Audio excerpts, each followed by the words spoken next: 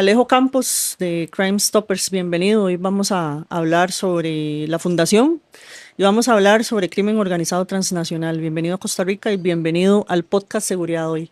Muchas gracias, Tania, por la invitación. Teníamos pendiente Sí, esta charla. hace tiempo, pero bueno, qué dicha que estás en el país y que tenemos este espacio para que puedas desarrollar. ¿Qué es lo que está haciendo Crime Stoppers? Yo sé que hace mucho en toda América Latina, pero particularmente lo que están visionando para Costa Rica, que sé que estás tratando de buscar alianzas para poder trabajar y colaborar y atender de alguna forma todo lo que nos está pasando en torno al crimen organizado. Sí, Crime Stopper en realidad lo que hace es trabajar de la mano con la ciudadanía de cada país, con la gente, con la sociedad y con las autoridades competentes que tienen que ver el tema de persecución de los delitos. No trabajamos los temas de prevención o los temas sociales, sino que más que nada nos vamos con aquellas instancias que ven la persecución y el control de la criminalidad en los países.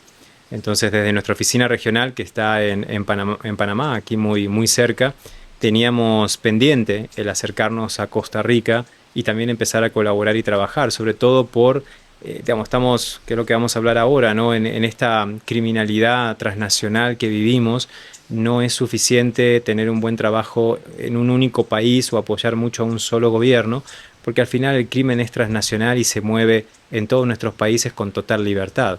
Entonces, si tenemos una oficina regional que está en Panamá, que hay mucho trabajo que se hace ahí, otra que está en Guatemala, otra que está en El Salvador, después en los diferentes países del Caribe. Entonces, era natural en algún momento tener esta necesidad de estar en Costa Rica para de alguna forma sumar a Costa Rica al networking de Crime Stopper y empezar a colaborar y trabajar acá en el país, que es un poco lo que venimos haciendo, estudiando la institucionalidad del país desde hace más de un año y medio para tratar de entender cuál va a ser nuestro aliado estratégico aquí en Costa Rica en materia de autoridad, en materia de autoridad pública, porque al final, o sea, somos una ayuda para la autoridad pública. Entonces era importante definir cuál iba a ser ese aliado estratégico aquí en el país. Aliado estratégico para las autoridades, para el Ministerio de Seguridad Pública, probablemente para la Policía Judicial, la Policía Científica de Costa Rica, más para que puedan o para que sepan cómo alertar sobre todo este fenómeno criminal que es transnacional, que tiene estricta relación con contrabando, que es lo que he visto que desarrollan con muchísimo más énfasis en la fundación. Sí. ¿Cuáles son esos fenómenos que están abordando de esta forma que ya explicaste, pero particularmente consideran que deba hacerse con mayor hincapié en Costa Rica?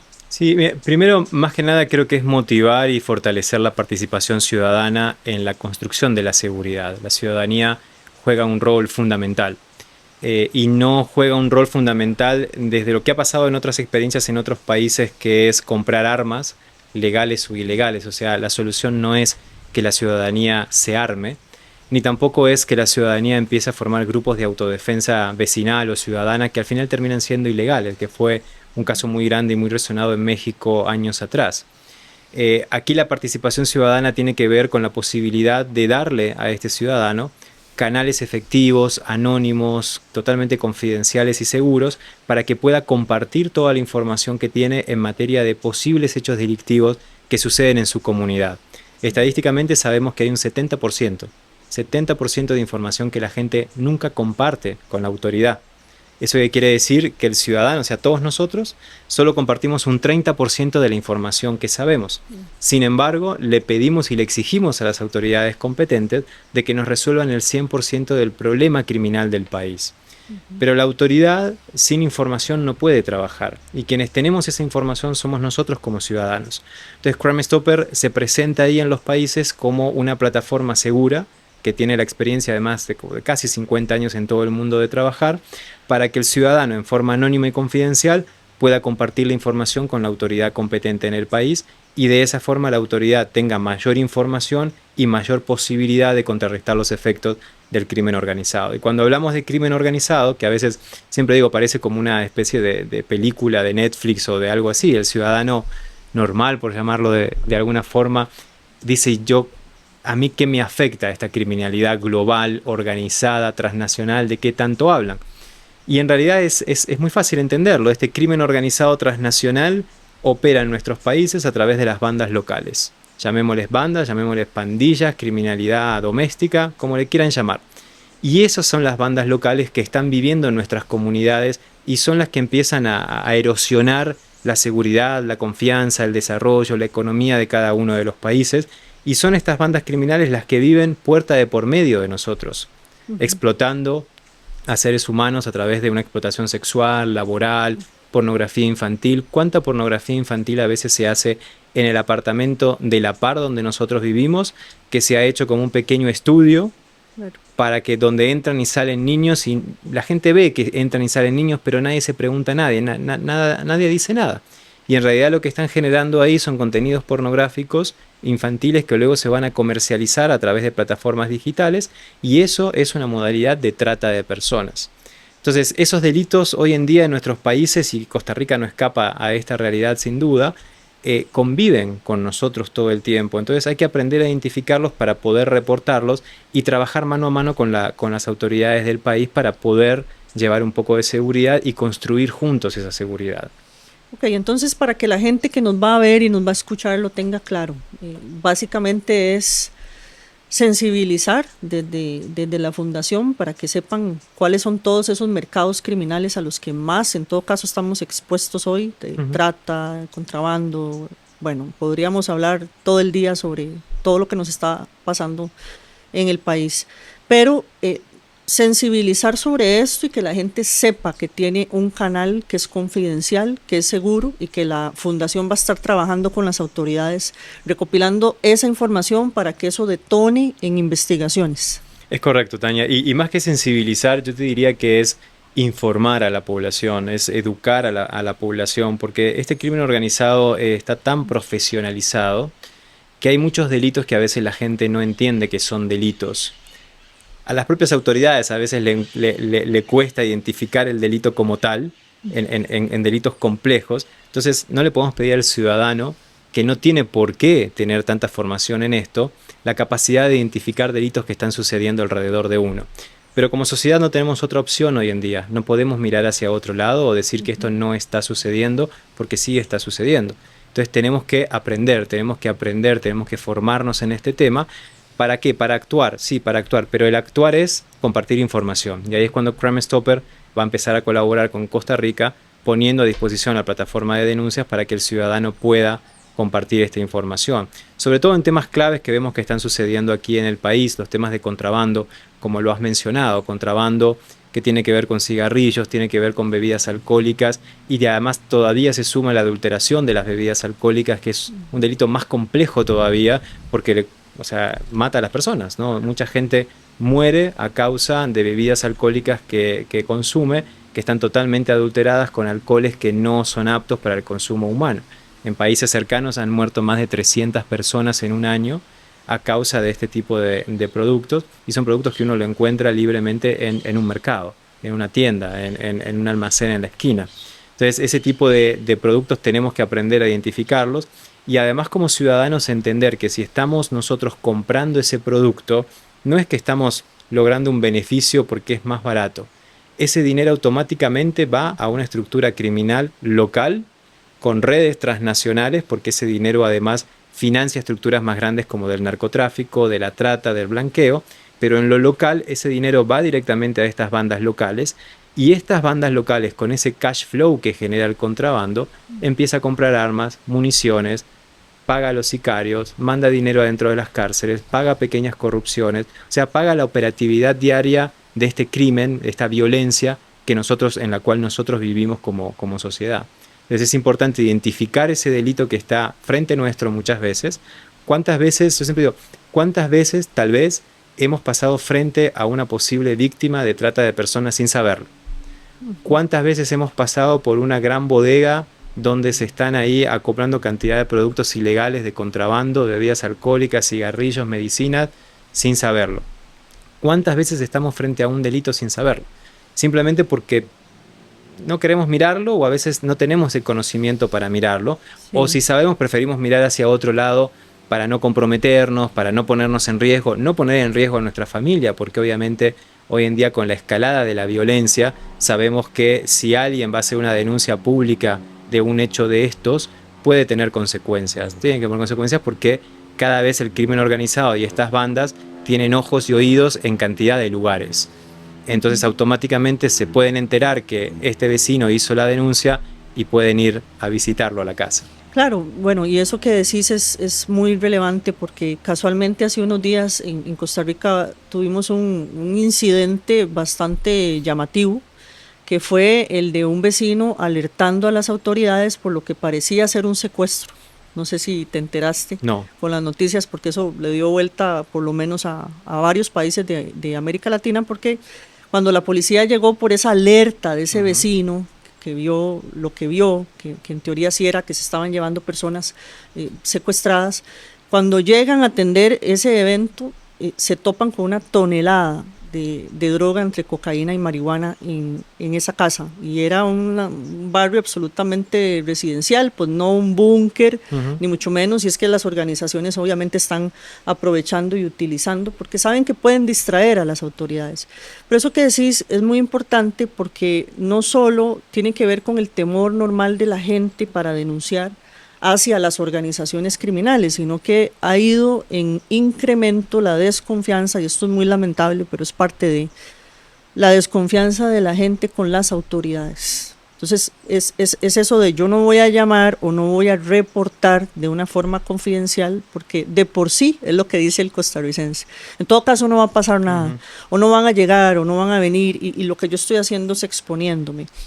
Entonces, de alguna forma, este canal y la fundación van a servir como ese ente, ¿verdad? Que para empezar es una organización sin ánimo de lucro, una fundación como tal, supra partes, más allá del bien y el mal, ¿verdad? Donde definitivamente se le pueda decir a la gente, este es un canal y usted puede confiar en este canal, y que la información va a ser absolutamente confidencial, resuelta y canalizada, valga la redundancia, para las policías, porque también hay desconfianza en las policías. Eso ha ido en crecimiento con los casos donde hemos visto en el país participación de policías en cierto tipo de delitos. Entonces, yo creo que de ese foco también es para la gente importante conocer que el manejo de esa información, Alejo. El manejo es totalmente confidencial y además es información que va directamente a la autoridad que investiga el delito en el país. Para eso se forma un grupo de trabajo adentro de la autoridad y que nosotros además acompañamos, capacitamos, fortalecemos y le vamos dando seguimiento a informaciones que son claves. Porque obviamente nosotros también tenemos que responder al ciudadano de que si mandó información, entonces ¿qué sucede con mi información? También le decimos muchas veces a la gente de que primero no es una plataforma, no es un 911, no es una plataforma de emergencia. Si usted tiene una emergencia, si están en la puerta de su casa o la están apuntando con una pistola, no es Crime Stopper el que le va a ayudar. Ahí es la policía que va a tener que tomar una acción inmediata para proteger su vida. Esto es información y esa información a veces lleva tiempo en ser investigada, en ser verificada, investigada, y a veces hay informaciones que lo que abren es un mundo enorme de una criminalidad organizada, y obviamente es una investigación que va a ir creciendo, que se le van a ir sumando, se le van sumando más datos, más información, más inteligencia, más investigación, y tal vez dentro de un año, y yo sé que a la gente decirle dentro de un año es como, es mucho tiempo, pero tal vez dentro de un año aparece un operativo en muchas ciudades, en este caso de Costa Rica al mismo tiempo, donde van a caerle a una red que está involucrada en narcotráfico, en trata de personas, en blanqueo, en contrabando y en otros ilícitos, ¿no? En sicariato, en homicidios, etc. Y todo eso inició por una información ciudadana anónima hace un año atrás, que capaz que venía por un tema de contrabando de bebidas alcohólicas, ni siquiera venía por narcotráfico ni por trata, pero estas informaciones a veces abren la puerta a una investigación mucho más grande y hay que ser paciente en eso y entender que la investigación lleva tiempo, porque a veces lo que se quiere es no resolver algo pequeño, sino ir a una estructura mucho más grande, porque va a tener un efecto positivo mejor en la sociedad si hay un operativo o una estructura. Te pongo un ejemplo. En Panamá, hace 2 años, llegaron 3 informaciones a Crime Stopper vinculadas a un tema de trata de personas, explotación laboral, donde había niños y niñas también involucrados. Y esa era una estructura de trata de personas que venía moviéndose. de República Dominicana, después a México, estuvo en Costa Rica y después en Panamá. En Panamá se instaló, estuvo como 4 o 5 años trabajando y 3 denuncias anónimas de un ciudadano empezaron a abrir esta investigación. Y al correr de 9, 10 meses se hizo el operativo, se recuperaron más de 30 sobrevivientes de trata de personas, entre ellos, como te digo, niños y niñas, que estaban siendo explotadas durante muchísimos años en esta estructura. Y todo eso parte a partir de esta información ciudadana. Tal vez el ciudadano que puso en su momento la denuncia dijo, a la semana, a las 2 semanas dijo, esto no sirve, acá no pasó nada, acá la policía no vino, y no fue así. Hay un trabajo silencioso que se hace en materia de investigación que hacen las autoridades, que tiene que ser silencioso justamente para ir al ojo de la tormenta de esta estructura. Pero eso fue gracias a un ciudadano al cual le vamos a estar eternamente agradecidos, pero también gracias al sistema de confidencialidad y anonimato de Crime Stopper, lamentablemente no vamos a poder llegar a su casa y agradecérselo, porque es totalmente anónimo. Claro. El ciudadano sabrá que él puso su cuota en eso y que ayudó a más de 30 víctimas que hoy ya están libres de esa situación de trata. Y así hay muchas historias que te puedo contar en varios países. Crime Stopper trabaja en 38 países en todo el mundo. Nació en los Estados Unidos y eso ha generado en todos estos años una confianza y una credibilidad a nivel mundial que cualquier persona puede googlear Crime Stopper y le va a saltar en oficinas en cantidad de países y muchos casos de éxito. Que creo que eso de alguna forma ayuda a construir esta confianza que vamos a tener que empezar a construir aquí en Costa Rica, que sabemos que no es automático, porque es esta confianza con el ciudadano diario de ir poniendo información, de ir haciendo campañas, de ir informando sobre los delitos que se pueden denunciar y a la par también que las autoridades empiecen a mostrar casos de éxito a partir de la información ciudadana. Todo eso construye esa confianza entre la ciudadanía y la autoridad, donde nosotros simplemente somos un puente seguro que le da voz a un ciudadano y que a la autoridad le permite recibir información. Y para hacer ese puente van a necesitar obviamente el apoyo de las autoridades para hacer un proceso y sensibilizar, ¿no? Porque ¿qué es lo que viene toda vez que logran amarrar esas alianzas con las autoridades costarricenses? Viene formación, ¿no? Exacto. Viene sensibilización, porque bueno, yo no soy de las que están tan convencidas en cuanto a que muchas veces la gente no sabe. Yo creo que la gente, la mayoría sabe qué es lo que está ocurriendo. Bueno, tan es así que te ponía solo un ejemplo de lo que ocurrió hace unos días, porque vieron que habían, no es un 911 una llamada de emergencia, sino que están absolutamente enterados y convencidos como comunidad de que hay una serie de movimientos en esa casa donde encontraron una tonelada de drogas que no son movimientos normales. ¿Verdad? Entonces, es como concientizar más a la ciudadanía en cuanto a que si no denuncian, de alguna forma, por supuesto, hay complicidad, ¿verdad? Porque también nosotros todos en los barrios y en las comunidades sabemos, este es un país muy pequeño, Alejo, que todos nos conocemos. Se conocen. Claro. Y en los barrios todo el mundo sabe también quién es el que vende, quién recepta, quién tiene a sus respectivos sujetos en las esquinas, el dealer, ¿verdad?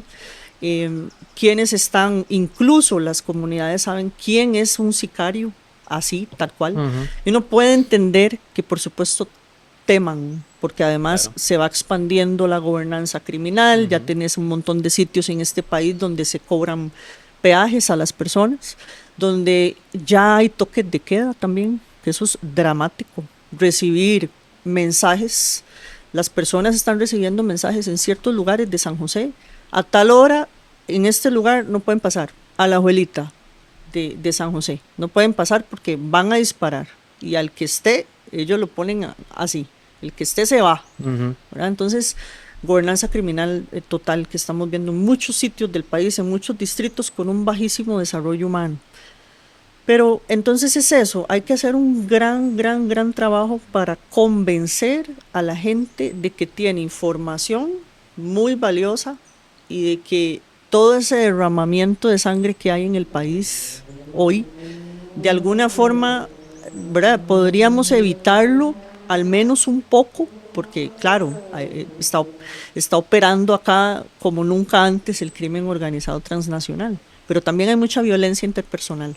Hace también unos días, te pongo otro ejemplo dramático, nos damos cuenta, nos despertamos todos con una noticia tremenda de un bar donde encuentran a 2 muchachos primos que los asesinaron. Enterrados. Y los enterraron dentro del bar. Parece, según lo que dicen las autoridades, que es un asunto absolutamente de riña y de conflicto interpersonal y que no tiene relación con crimen organizado o con tráfico de drogas o otro tipo de delitos que uno pensaría definitivamente estos son mafias y por lo tanto operan así. ¿Ve qué preocupante? Los 2 muchachos estaban reportados como perdidos y parece que los sospechosos tenían 5 o 6 días de estar dentro del bar con los 2 cuerpos sepultados ahí. Y eso para nosotros en Costa Rica es... Sí, es macabro ya. Es, ¿no? macabro, es macabro lo que está pasando. Y entonces otra vez volvernos como al aspecto que yo considero que es tan importante de concientizar. Tenemos que ir concientizando más y más y más y sensibilizando, y ustedes que van a venir con la fundación a articular esas estrategias para poder concientizar y decirle a la gente, esto está mal, porque lo otro que hay es el gran problema de consumo de sustancias adictivas también, ¿verdad? Que en Costa Rica se ha disparado muchísimo. Entendemos que somos una bodega del narco, eso lo tenemos claro, pero también hay un gran consumo cautivo nacional de pasta base de cocaína principalmente, la famosa piedra de crack. Entonces hay un montón de cosas que están ahí y que no es solo, porque hay un desdoblamiento de las autoridades, de decir, son bandas de crimen organizado, son ellos y eso es como entre ellos y se acabó, ¿no? Yo siento que hay una gran responsabilidad de la sociedad. Entonces ahí, Alejo, ¿cómo inicia con más fuerza? Yo sé que estás en eso, pero ¿cómo inicia con más fuerza toda esa parte de sensibilizar? Yo sé que tienen una página, hay videos que son videos con información práctica para que la gente vaya absorbiendo eso y se concientice, pero ¿qué es lo que sigue para que realmente el costarricense, porque aquí hay una negación tremenda en la sociedad costarricense, que es por idiosincrasia. Entonces, tenés un desafío grande. ¿Cómo lo van a hacer? Sí, hemos estado analizando eso. Te digo que para nosotros Costa Rica ha sido un caso particular que nos ha costado, que hemos tenido como que sentarnos varias veces a entender esa idiosincrasia de la cual hablas. Creo que asumir y reconocer que se está frente a un problema es el primer paso, porque si no nunca vas a buscar soluciones a ese problema. ¿Hay un problema de seguridad? Pues sí hay un problema de seguridad, que tal vez no tenga que ver con Costa Rica en sí directamente. Hoy los temas vienen mucho de afuera hacia adentro, entonces hay que mirar qué está pasando afuera.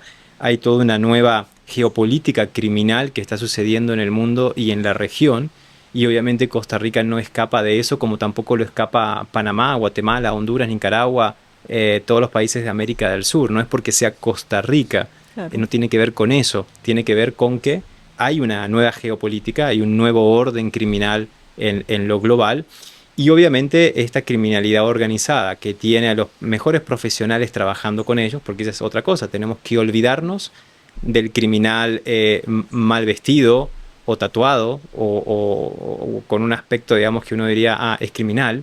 No, hay que olvidarse de ese perfilamiento racial que se hacía de los grupos criminales, porque hoy en día son excelentes profesionales, graduados de las mejores universidades, que muchas veces lo que hacen es estudiar los contextos políticos, institucionales, legales, o sea, los marcos normativos de cada uno de nuestros países, para identificar en dónde ellos pueden actuar con el menor riesgo posible. Entonces, obviamente van encontrando en esta cadena de todos los países estos espacios grises que para ellos les permite trabajar con mayor libertad y además a menor riesgo criminal, mayor ganancia. Porque obviamente tienen que generar menores anillos de seguridad, menores pagos a sistemas de corrupción o de cleptocracia, etc. Y el costo criminal es menor.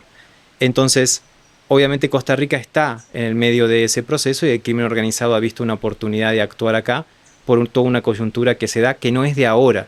O sea, es una coyuntura que se viene creando. O sea, esto que estamos viviendo ahora en toda América Latina no obedece a ningún gobierno de turno en sí. Creo que los gobiernos de turno son los que ahora están más que nada frente al problema, pero esto es algo que se viene gestionando, el crimen organizado viene gestionándolo desde hace 2 décadas y más para atrás. Entonces tenemos que entender eso en este momento. Entonces, no solo hay que mirar hacia adentro del país, tenemos que mirar hacia afuera, porque Costa Rica tiene como lo dijiste recién, somos la bodega del narcotráfico, Claro. pero no producen. Ustedes no tienen producción de cocaína, pero claro, hay que estar alerta porque sí puede haber una producción de fentanilo. Sí. Y que ya empiezan a aparecer ciertas alertas. Y cuando eso suceda, entonces, claro, el crimen organizado instalado en Costa Rica va a tener otro producto muy grande y no va a depender de un productor de América del Sur, va a ser totalmente independiente porque va a poder cocinar su propio fentanilo aquí, en Costa Rica. Y eso ya va a tener consecuencias mucho peores para la sociedad y para el país. Y va a tener otro producto más dentro del portafolio criminal que ofrecen. Entonces, esas son las alertas que tenemos que empezar a ver. Resolver el ahora, pero adelantarnos 10 años por delante, porque el crimen organizado ya está pensando en 10 años por delante. Y eso es a veces lo que nos pasa en nuestros sistemas, que son totalmente reactivos y no proactivos. Claro. En materia de seguridad somos totalmente reactivos. Vemos cocaína, vamos e incautamos. Vemos cocaína, va y se investiga. Y entonces, cuando aparece eso, vienen las asambleas o los congresos y legislan en eso. Pero ya el crimen organizado está en otro lado, generando su dinero ilegal. En otro lado que todavía el sistema de la persecución criminal no lo está entendiendo porque no lo está viendo y por lo tanto tampoco tenemos leyes como para respaldar a fiscales y a todo el cuerpo de investigación para investigar sobre eso. En ese marco hay algo que nosotros hablamos mucho que es el tema de la convergencia criminal.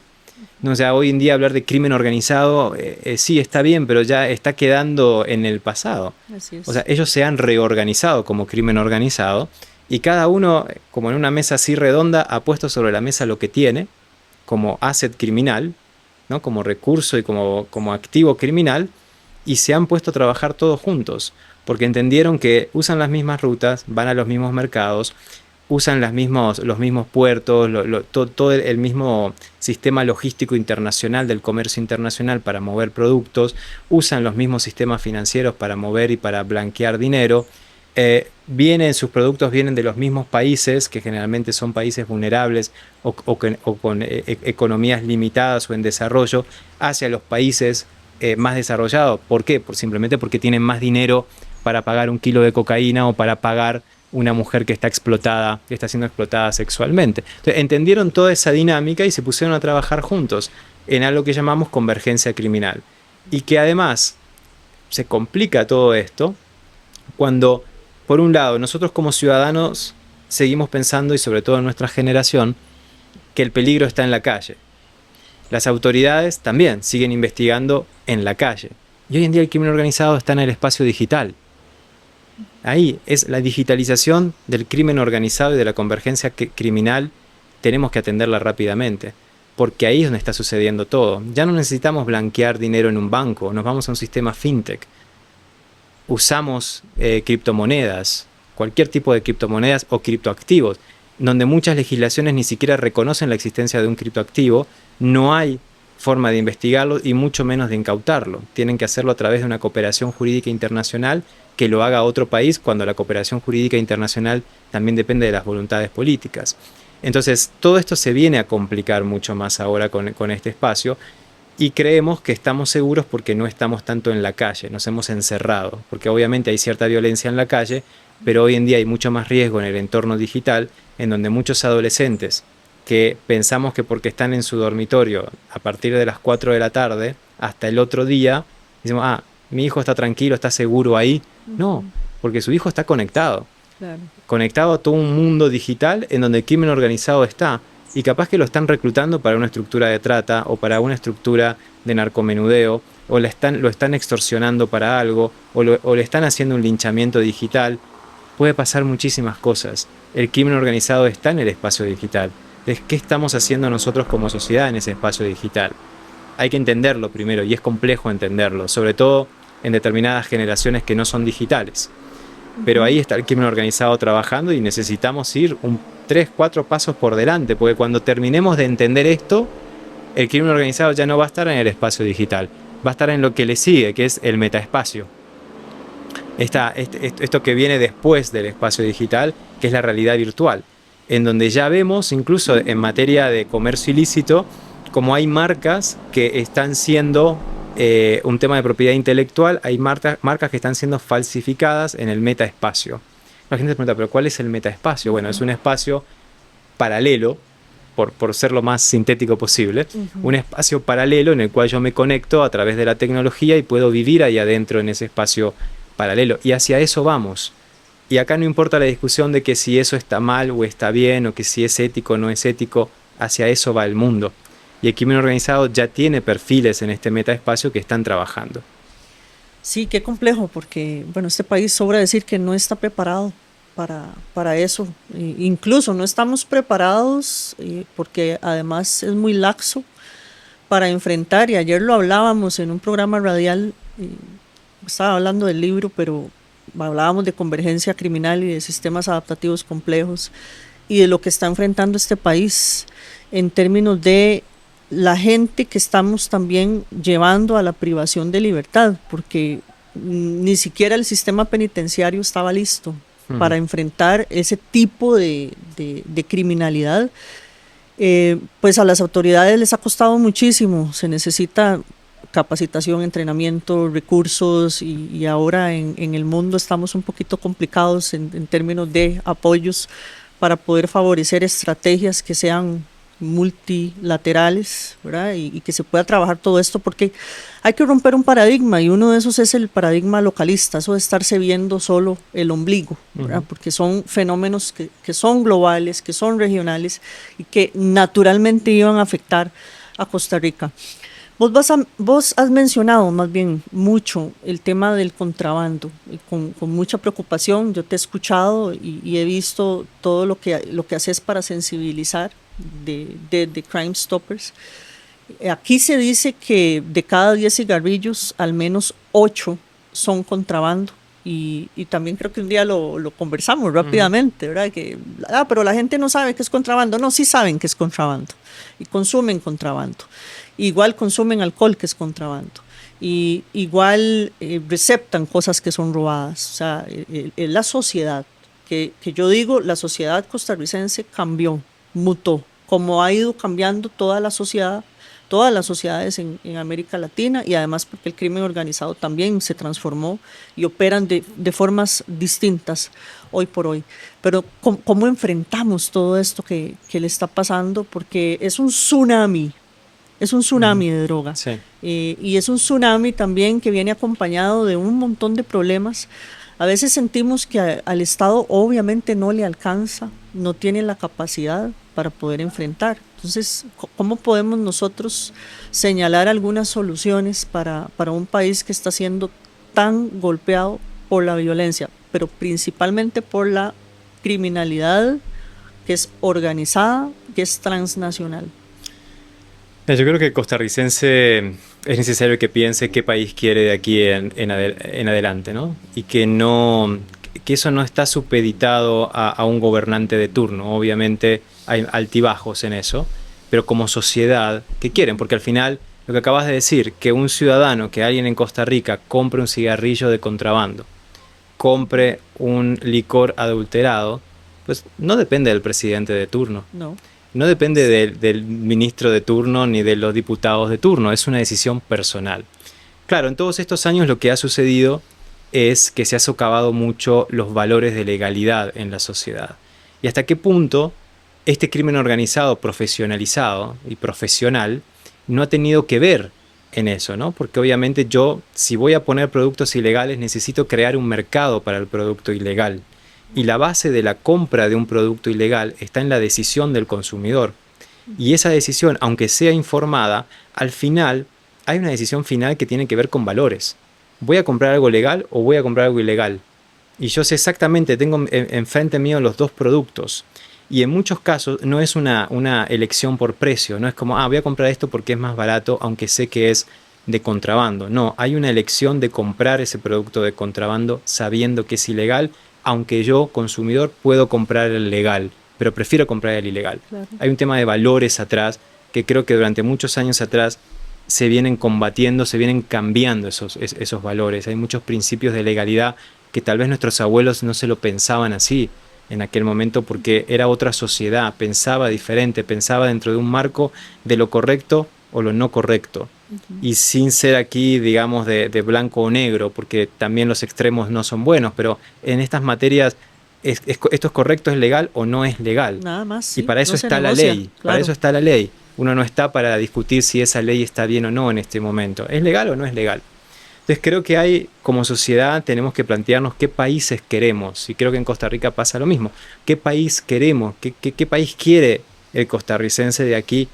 Por lo menos mañana mismo, porque hay cambios que se pueden hacer inmediatamente desde la sociedad. Simplemente, por ejemplo, si toda la sociedad dijera, a partir de mañana no compramos estos productos de contrabando. ¿Qué pasaría? O sea, habría que pensarlo. ¿Qué pasaría? Bueno, automáticamente en el correr de 2 semanas desfinanciaríamos la caja chica de las bandas criminales. Se sentirían sumamente amenazadas, ¿sí? Les vamos a sacar el pan de cada día, que es el dinero. Todos necesitamos dinero para vivir. Ellos también necesitan dinero para pagar la operatividad diaria que viene del contrabando. Entonces, primero los desfinanciamos. Al desfinanciarlos, los debilitamos. Porque el poder de ellos no es un poder por convencimiento, no es un poder por liderazgo, es un poder por violencia que se ejerce a través de la capacidad económica que tenga esa banda. Lo mismo que una persona cuando está en la cárcel. Si no tiene dinero para responder adentro de la cárcel, le va a ir mal. Y aquí pasa lo mismo en el espacio abierto. Entonces, si logramos desfinanciar a estas bandas criminales, dejando de comprar contrabando, las vamos a debilitar. Y si las debilitamos, entonces va a ser mucho más fácil que la operación del Estado pueda ir en contra de ellas, investigarlas y hacer operativos que sean mucho más concretos. Pero además, como sociedad, estamos dando el ejemplo de un cambio concreto que se puede hacer independientemente de la política. No tiene que ver con eso, es una decisión ciudadana. Entonces, ahí es donde nosotros queremos apelar mucho en las campañas que vamos a hacer, de decirle al ciudadano, bueno, que nos está escuchando ahora, al costarricense que nos está escuchando, miren, algunos de los problemas que están sucediendo en materia de seguridad, también nosotros estamos apoyando directa o indirectamente a que sucedan. Claro. ¿Sí? Porque estamos financiando eso, lo estamos financiando, ¿sí? Entonces, creo que ahí es donde más queremos hablarle, a tratar de exaltar el sentimiento nacionalista en el buen sentido, de decir, claro, queremos el país. Ok, si queremos el país, ¿qué tenemos que hacer por este país? Una de las cosas que podemos hacer inmediatamente es dejar de comprar contrabando, por ejemplo, para desfinanciar la criminalidad, informarnos sobre todo lo que está pasando y accionar denunciando. Entonces creo que hacia ahí es donde queremos apostar, y obviamente mostrando casos de éxito, porque eso va a generar la confianza en el ciudadano de que puedan compartir esta información con Crime Stopper. Bueno, pues excelente. Alejo Campos, muchas gracias por tu tiempo, por la amplia explicación. Yo creo que vas a contar con nosotros, sabes que contás con mi trabajo, el de la fundación, y además contás ya con las autoridades, porque saben que es estrictamente necesario, y eso es muy importante porque nosotros necesitamos obviamente apoyos, siempre vamos a necesitar ayuda internacional, y para que la gente se concientice, que es lo que yo digo siempre, esto no es un asunto únicamente de las autoridades, aquí toda la sociedad costarricense tiene que entender, dejar ese síndrome que es por idiosincrasia y ese desdoblamiento de que lo que ocurre no es conmigo, ¿verdad? Porque aquí somos responsables todos. Entonces, queda clarísimo el mensaje. Muchas gracias por tu tiempo y espero que podamos vernos pronto. Gracias a vos. Mucho gusto. Y a todos ustedes, muchas gracias por habernos acompañado. Ya que llegaron hasta acá, sigan el canal en YouTube, también sigan el canal en Spotify, y nos vemos en un próximo episodio de Seguridad Hoy. Muchas gracias por habernos acompañado en este episodio del podcast TMR Seguridad Hoy. Los invitamos a seguirnos en nuestras redes sociales. Construyamos comunidad en Facebook, Instagram, YouTube y Spotify como TMR Seguridad Hoy. Comparte esta información, ya que difundir la cultura de la seguridad crea mejores sociedades.